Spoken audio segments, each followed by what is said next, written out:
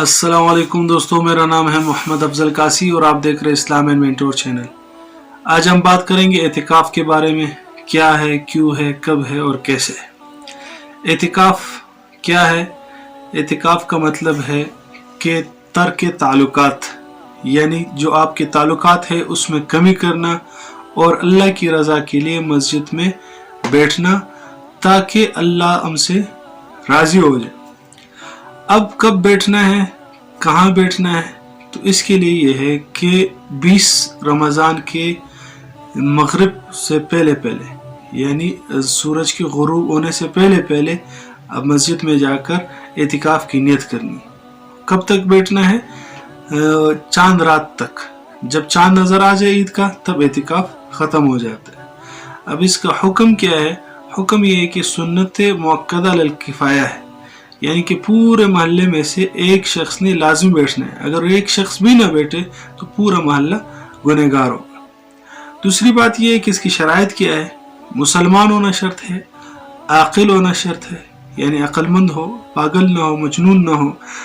और तीसरा यह है कि पाक हो, जिनाबत ना हो और औरतों के लिए हैज़ और निफास ना हो, और मस्जिद में बैठना शर्त है और रोज़े से हो। मस्जिद मर्दों के लिए शर्त है, औरतों के लिए मस्जिद शर्त नहीं है।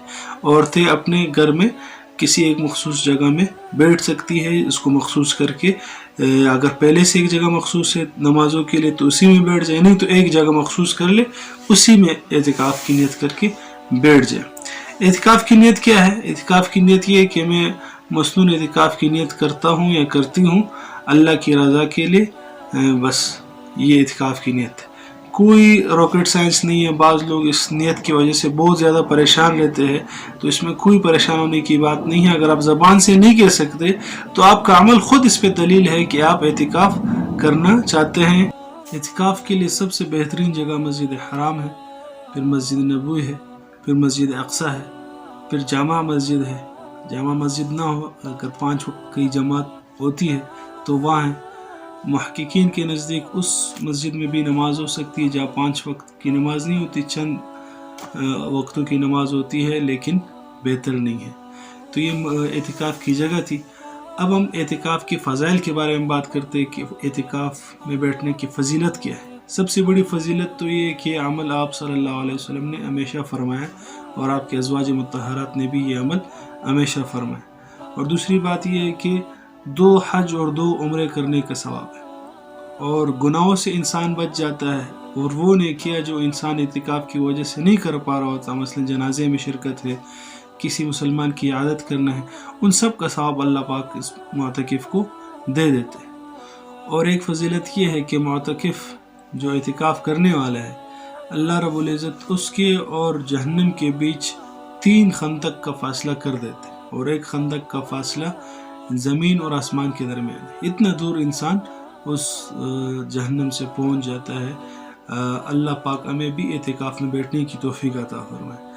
अब इसके क्या कोताही लोग करते हैं? एक कोताही तो लोग ये करते हैं कि एतिकाफ में बहुत कम उम्र बच्चों को भी बिठा देते हैं जो लायानी फजूल गुफ्तगू करते रहते हैं। इससे परहेज़ करना चाहिए। दूसरी बात ये, अपने वक्त का ख़ास ख्याल रखना चाहिए। एतिकाफ में एक शेड्यूल बनाना चाहिए, बग़ैर किसी ज़रूरत की किसी से बात नहीं करनी चाहिए, क्योंकि ज़रूरत के बग़ैर अगर बात हो तो उससे दिल में जुल्मत पैदा हो जाती है। उलमा ने लिखा है कि अगर एक शख्स पूरा दिन कद्दू ले लो, टमाटर ले लो, ये बोलता रहे तो उसके दिल पे कोई जुल्मत पैदा नहीं होगी, कोई अंधेरा नहीं आएगा, क्योंकि वो ज़रूरत के लिए बोल रहा है।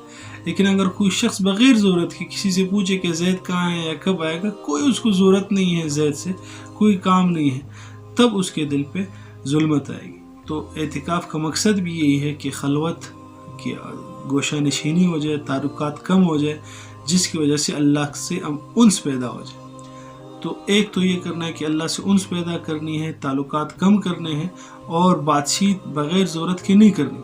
हाँ, और बातचीत को खामोशी इख्तियार करना और इसको इबादत समझना ये मकरूह है।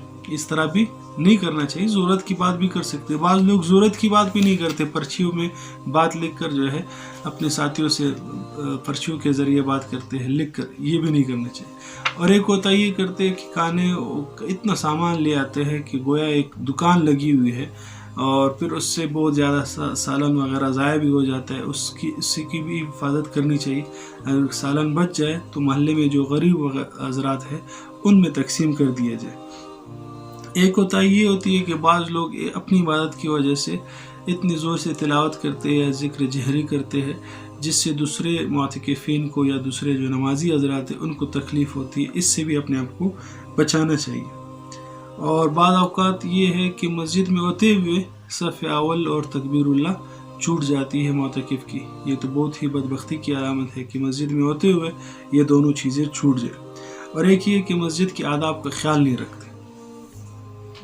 اس میں گندگی پھیلاتے ہیں، کھانے پینے میں احتیاط نہیں کرتے، تو اس سے بھی اپنے آپ کو بچانا چاہیے. اور غیبت کرنا، جھوٹ بولنا یہ تو عام حالت میں بھی جائز نہیں ہے، اور اعتکاف میں اس کا گناہ ڈبل ہو جاتا ہے. اس سے اپنے آپ کو بچانا چاہیے.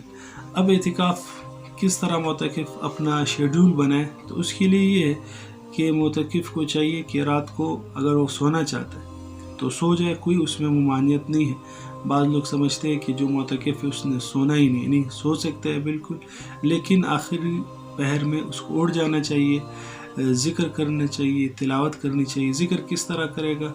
3 کلمہ درود شریف اور استغفار 100 مرتبہ کم از کم پڑھ لینے چاہیے، اور تلاوت کرنی چاہیے، اور اللہ سے مانگنا چاہیے، دعا زیادہ سے زیادہ کرنی چاہیے. اور پھر سحری کر کے جب تک نماز کا وقت ہو اس سے پہلے تک استغفار کرتا رہے، اور فجر پڑھ لے. فجر کے بعد کچھ دیر درس سن لے یا کوئی دینی کتاب پڑھ لے یا تلاوت کر لے. اس کے بعد جب اشراق کا وقت آئے تو 2 رکعت یا 4 رکعت اشراق پڑھ لے. اس کی بھی بہت فضیلت ہے، اجر عمرے کا ثواب ملتا ہے اس سے. پھر اس کے بعد کچھ دیر آرام کر لے. آرام کرنے کے بعد اٹھ کر چاشت پڑھ لے، اور پھر جب ظہر کا وقت داخل ہو جائے تو 4 رکعت سنت پڑھ کر ظہر کی نماز پڑھ لے. پھر اپنے ذکر و تلاوت میں مشغول ہو جائے. کوشش کر لے کہ اس اعتکاف میں آپ صلی اللہ علیہ وسلم کی مکمل زندگی ہر معتکف پڑھ لے کہ آپ صلی اللہ علیہ وسلم نے زندگی میں کیا تھا، ہمارے لیے خاطر انہوں نے کتنی قربانیاں دی تھی. ہر معتکف کو چاہیے کہ پڑھ لے. اگر کتاب نہیں پڑھ سکتا تو کوشش کر لے کہ آڈیو سن لے. آج کل اویلیبل ہے ہر جگہ. اگر وہ بھی نہیں سن سکتا تو ویڈیوز دیکھ لے، آج کل وہ بھی موجود ہے. لیکن دھیان رہے کہ صرف فوکس اسی پہ رہے. ایسا نہ ہو کہ موبائل اس نیت کے لیے شیطان کھلوا دے کہ چلو یار نبی صلی اللہ علیہ وسلم کی سیرت سن لیتے ہیں، دیکھ لیتے ہیں، لیکن وہ دوسری چیزوں میں پڑ جائے. سب سے بہتر یہ کہ اپنے ساتھ ایک کتاب خرید کر رکھ لے. اسوہ رسول اکرم ڈاکٹر عبدالحی عارفی رحمۃ اللہ علیہ کی بہت ہی اچھی مختصر کتاب ہے، یا الرحیق المختوم خرید لے. کوئی نہ کوئی کتاب یا سیرت طیبہ خرید لے مولانا الطاف صاحب کی. تو اگر نہیں خرید سکتے تو یہ سیرت کی پوری ویڈیوز اسی چینل پر بھی آپ کو مل جائے گی، تو یہ بھی دیکھ سکتے ہیں. بہرحال یہ کوشش کر لے، یہ پڑھ لے. اور دوسرا کام یہ کر لے کہ کچھ جو بنیادی مسائل ہیں وہ دین کا کسی عالم سے وقت لے لے، مسجد کے امام صاحب سے، یا معتکف جو سینئر آدمی ہو جس نے پہلے بھی اعتکاف کیا اور ان کے پاس علم ہو، ان سے سیکھ لے یا خود پڑھ لے. یہ جو بنیادی علم ہے، غسل، تیمم اور نماز جنازہ، میت کو غسل دینا، یہ مسائل تو کم از کم انسان کو آنے چاہیے. یہ سیکھ لے ان 10 دنوں میں. اور مسنون دعائیں سیکھنے کا اہتمام کر لے. روزانہ کم از کم 3 سے 4 مسنون دعائیں سیکھ لے جو روزمرہ کی ہو، یعنی کھانے سے پہلے، کھانے کے بعد، دودھ پینے کی دعا، باتھ روم جانے کی دعا، نکلنے کی دعا، گھر میں جانے کی دعا، باہر نکلنے کی دعا. یہ سب جو لازمی استعمال میں ہے وہ تو کم از کم یاد کر لیں. اور اسی طرح عصر کے بعد پھر ذکر میں مشغول ہو جائے اپنا، وہی 3 تسبیحات جو بتائی تھی اس کا اہتمام کر لے. اور پھر مغرب کے بعد کم از کم 6 رکعت نوافل اوابین کی نیت سے پڑھ لے. اس کا بھی بہت ثواب ہے. 50 سال کی عبادت کرنے کا ثواب ملتا ہے. اور پھر کچھ دیر آرام کرنے کے بعد، کھانا وغیرہ کھانے کے بعد، پھر تراویح کے بعد پھر کچھ دیر کوئی کتاب پڑھ لے، یا درس اگر ہوتی ہے وہ پڑھ لے. سونا چاہے تو سو لے، نہیں تو پھر خاموشی سے کونے میں بیٹھ کر اپنی عبادت کرتا رہے، تلاوت زیادہ سے زیادہ کرے. اور یہ ایک دعا ہے اعتکاف کی، وہ کوشش کر لے کہ پڑھے. وہ کیا ہے؟ اللہم انک عفو تحب العفو فاعف عنی. یہ معتکف دعا پڑھتا رہے، شب قدر کی دعا ہے، اور اللہ سے مانگے کہ اللہ ان کو شب قدر نصیب فرمائے۔ تو یہ اعتکاف کے حوالے سے چند گزارشات کرنی تھی آپ حضرات کے سامنے۔ تو جو مسائل ہے اعتکاف کے وہ یہ ہے کہ اعتکاف جو معتکف ہے بغیر ضرورت کی مسجد سے، حدود مسجد سے باہر نکل گیا۔ حدود مسجد سے وہ مراد ہے جنہوں نے مسجد بنائی ہے انہوں نے جس جگہ کو وقف کیا ہے جہاں نماز ہوتی ہے اس کو حدود مسجد کہتے ہیں۔ امام صاحب کا کمرہ ہے یا کچن ہے وہ مسجد میں داخل نہیں ہے، وہاں معتکف بغیر ضرورت کے نہیں جا سکتا۔ وضو کرنے کے لیے جا سکتا ہے، اور بغیر ضرورت کی وضو اگر نہیں ہے، وضو کی ضرورت نہیں ہے، وضو ہے صرف ٹھنڈک کے لیے وضو کرنا ہے، تو یہ ٹھیک نہیں ہے، اس کے لیے اجازت نہیں ہے۔ اور ٹوتھ پیسٹ کے لیے، ہاتھ دھونے کے لیے مسجد سے باہر نہیں جا سکتا۔ اسی طرح سگریٹ پینے کے لیے مسجد سے باہر نہیں جا سکتا۔ اگر بیت الخلاء گیا ہے تو طبعاً اس کو یعنی تابع بنا کر سگریٹ پی جا سکتی ہے، لیکن بہتر یہ ہے کہ ان 10 دنوں میں سگریٹ سے مکمل اجتناب کرے، کیونکہ اس کی منہ کی بدبو سے پھر فرشتوں کو بھی تکلیف ہوتی ہے، دوستوں کو بھی تکلیف ہوتی ہے، تو اس سے اپنے آپ کو بچانا چاہیے۔ بلا ضرورت مسجد سے باہر جانے سے اعتکاف ٹوٹ جاتا ہے، باتیں کرنے سے اعتکاف نہیں ٹوٹتا۔ بعض لوگ بغیر ضرورت کے باہر چلے جاتے ہیں اور باتیں نہیں کرتے اپنے منہ پر چادر پہن کر، وہ سمجھتے ہیں کہ بات کرنے سے اعتکاف ٹوٹتا ہے۔ بات کرنے سے اعتکاف نہیں ٹوٹتا۔ اگر آپ ضرورت کے لیے باہر گئے ہیں، مثلاً بیت الخلاء کے لیے، اور وہاں انتظار کر رہے ہیں، کوئی آپ کو سلام کر لے تو آپ جواب بھی دے سکتے ہیں اور ضرورت کی بات بھی کر سکتے ہیں، اس سے اعتکاف نہیں ٹوٹتا۔ لیکن بغیر ضرورت کے باہر نکلنے سے ایک لمحہ کے لیے بھی اگر نکل گئے تو اعتکاف ٹوٹ جائے گا۔ یہ مسئلہ بعض لوگ اس میں بہت زیادہ غلطی کرتے ہیں، وہ سمجھتے ہیں باہر نکل کر بات کرنے سے اعتکاف ٹوٹ جاتا ہے، اس طرح نہیں ہے۔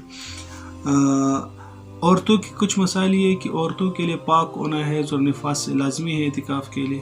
اگر عورت اعتکاف میں بیٹھنا چاہے اور وہ شادی شدہ ہے تو اپنے شوہر سے اجازت لینا لازمی ہے۔ اگر شوہر نے ایک مرتبہ اجازت دے دی اور پھر بیچ میں منع کر رہے تو بیچ میں منع نہیں کر سکتے، کیونکہ شروع میں اجازت اس نے دے دی۔ اور اگر عورت اعتکاف میں بیٹھ گئی اور بیچ میں ماہواری سٹارٹ ہو گئی تو اس کی ایک دن کی قضا، جس دن اس کی ماہواری سٹارٹ ہوئی ہے اس کی قضا کرنا پھر لازمی ہے۔ اگر روزے باقی ہے تو اسی رمضان میں کر لے، نہیں تو پھر عید کے بعد اس کی قضا کر لے روزہ رکھ کر۔ اللہ تعالیٰ ان باتوں پہ عمل کی توفیق عطا فرمائے۔ اگر کوئی کمی بیشی ہے تو اللہ اس کو معاف فرما دے۔ ویڈیو اگر پسند آئی تو اس کو آگے شیئر کریں تاکہ زیادہ سے زیادہ لوگوں کو فائدہ ہو۔ جزاکم اللہ خیر، احسن السلام علیکم۔